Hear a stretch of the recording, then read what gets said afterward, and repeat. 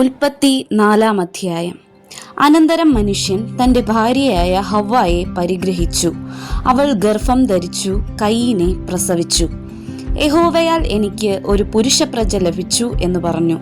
പിന്നെ അവൾ അവൻ്റെ അനുജനായ ഹാബേലിനെ പ്രസവിച്ചു. ഹാബേൽ ആട്ടിടയനും കയീൻ കൃഷിക്കാരനും ആയിത്തീർന്നു. കുറെ കാലം കഴിഞ്ഞിട്ട് കയീൻ നിലത്തെ അനുഭവത്തിൽ നിന്ന് യഹോവയ്ക്ക് ഒരു വഴിപാട് കൊണ്ടുവന്നു. ഹാബേലും ആട്ടിൻകൂട്ടത്തിലെ കടിഞ്ഞൂലുകളിൽ നിന്ന് അവയുടെ മേധസ്സിൽ നിന്ന് തന്നെ ഒരു വഴിപാട് കൊണ്ടുവന്നു. യഹോവ ഹാബേലിലും അവന്റെ വഴിപാടിലും പ്രസാദിച്ചു, കയീനിലും അവന്റെ വഴിപാടിലും പ്രസാദിച്ചില്ല. കയീന് ഏറ്റവും കോപമുണ്ടായി, അവന്റെ മുഖം വാടി. എന്നാറെ യഹോവ കയീനോട്, നീ കോപിക്കുന്നത് എന്തിന്? നിന്റെ മുഖം വാടുന്നതും എന്ത്? നീ നന്മ ചെയ്യുന്നു എങ്കിൽ പ്രസാദമുണ്ടാകയില്ലയോ?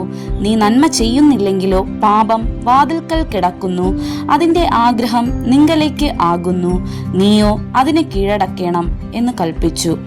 എന്നാറെ കയീൻ തന്റെ അനുജനായ ഹാബേലിനോട്, നാം വയലിലേക്ക് പോക എന്ന് പറഞ്ഞു. അവർ വയലിലിരിക്കുമ്പോൾ കയീൻ തന്റെ അനുജനായ ഹാബേലിനോട് കയർത്ത് അവനെ കൊന്നു. പിന്നെ യഹോവ കയീനോട്, നിന്റെ അനുജനായ ഹാബേൽ എവിടെയെന്ന് ചോദിച്ചതിന്, ഞാൻ അറിയുന്നില്ല, ഞാൻ എൻ്റെ അനുജന്റെ കാവൽക്കാരനോ എന്നവൻ പറഞ്ഞു. അതിന് അവൻ അരുളി ചെയ്തത്, നീ എന്ത് ചെയ്തു? നിന്റെ അനുജന്റെ രക്തത്തിന്റെ ശബ്ദം ഭൂമിയിൽ നിന്ന് എന്നോട് നിലവിളിക്കുന്നു. ഇപ്പോൾ നിന്റെ അനുജന്റെ രക്തം നിന്റെ കയ്യിൽ നിന്ന് ഏറ്റുകൊള്ളുവാൻ വായ് തുറന്ന ദേശം നീ വിട്ട് ശാപഗ്രസ്തനായി പോകണം.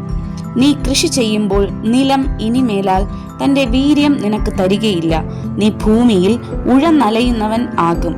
കയീൻ യഹോവയോട്, എന്റെ കുറ്റം പൊറുപ്പാൻ കഴിയുന്നതിനേക്കാൾ വലിയതാകുന്നു. ഇതാ, നീ ഇന്ന് എന്നെ ആട്ടിക്കളയുന്നു. ഞാൻ തിരുസന്നിധി വിട്ട് ഒളിച്ച് ഭൂമിയിൽ ഉഴന്നലയുന്നവനാകും. ആരെങ്കിലും എന്നെ കണ്ടാൽ എന്നെ കൊല്ലും എന്ന് പറഞ്ഞു. യഹോവ അവനോട്, അതുകൊണ്ട് ആരെങ്കിലും കയീനെ കൊന്നാൽ അവന് 7 ഇരട്ടി പകരം കിട്ടും എന്നരുളി ചെയ്തു. കയീനെ കാണുന്നവർ ആരും കൊല്ലാതിരിക്കേണ്ടതിന് യഹോവ അവന് ഒരു അടയാളം വെച്ചു. അങ്ങനെ കയീൻ യഹോവയുടെ സന്നിധിയിൽ നിന്ന് പുറപ്പെട്ട് ഏദന് കിഴക്ക് നോദ് ദേശത്ത് ചെന്ന് പാർത്തു. കയീൻ തന്റെ ഭാര്യയെ പരിഗ്രഹിച്ചു. അവൾ ഗർഭം ധരിച്ചു ഹാനോക്കിനെ പ്രസവിച്ചു. അവനൊരു പട്ടണം പണിതു, ഹാനോക്ക് എന്ന് തന്റെ മകന്റെ പേരിട്ടു. ഹാനോക്കിന് ഈരാദ് ജനിച്ചു. ഈരാദ് മെഹൂയയേലിനെ ജനിപ്പിച്ചു. മെഹൂയയേൽ മെതുശയേലിനെ ജനിപ്പിച്ചു. മെതുശയേൽ ലാമേക്കിനെ ജനിപ്പിച്ചു. ലാമെക്ക് 2 ഭാര്യമാരെ എടുത്തു. ഒരുത്തിക്ക് ആദാ എന്നും മറ്റവൾക്ക് സില്ല എന്നും പേർ. ആദാ യാബാലിനെ പ്രസവിച്ചു. അവൻ കൂടാരവാസികൾക്കും പശുപാലകന്മാർക്കും പിതാവായി തീർന്നു. അവന്റെ സഹോദരന് യൂബാൽ എന്നു പേർ.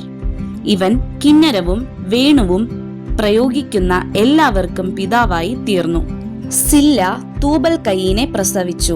അവൻ ചെമ്പുകൊണ്ടും ഇരുമ്പുകൊണ്ടുമുള്ള ആയുധങ്ങളെ തീർക്കുന്നവനായി തീർന്നു. തൂബൽ കയീന്റെ പെങ്ങൾ നയമ. ലാമക് തന്റെ ഭാര്യമാരോട് പറഞ്ഞത്, ആദായും സില്ലായും ആയുള്ളോരെ എന്റെ വാക്കു കേൾപ്പിൻ. ലാമക്കിൻ ഭാര്യമാരെ എന്റെ വചനത്തിന് ചെവി തരുവിൻ. എന്റെ മുറിവിന് പകരം ഞാൻ ഒരു പുരുഷനെയും എന്റെ പരുക്കിന് പകരം ഒരു യുവാവിനെയും കൊല്ലും. കയീനു വേണ്ടി 7 ഇരട്ടി പകരം ചെയ്യുമെങ്കിൽ ലാമക്കിന് വേണ്ടി 77 ഇരട്ടി പകരം ചെയ്യും. ആദാം തന്റെ ഭാര്യയെ പിന്നെയും പരിഗ്രഹിച്ചു. അവൾ ഒരു മകനെ പ്രസവിച്ചു. കയീൻ കൊന്ന ഹാബേലിനു പകരം ദൈവം എനിക്ക് മറ്റൊരു സന്തതിയെ തന്നു എന്ന് പറഞ്ഞ് അവന് ഷേത്ത് എന്ന് പേരിട്ടു. ഷേത്തിനും ഒരു മകൻ ജനിച്ചു. അവന് എനോഷ് എന്ന് പേരിട്ടു. ആ കാലത്ത് യഹോവയുടെ നാമത്തിലുള്ള ആരാധന തുടങ്ങി.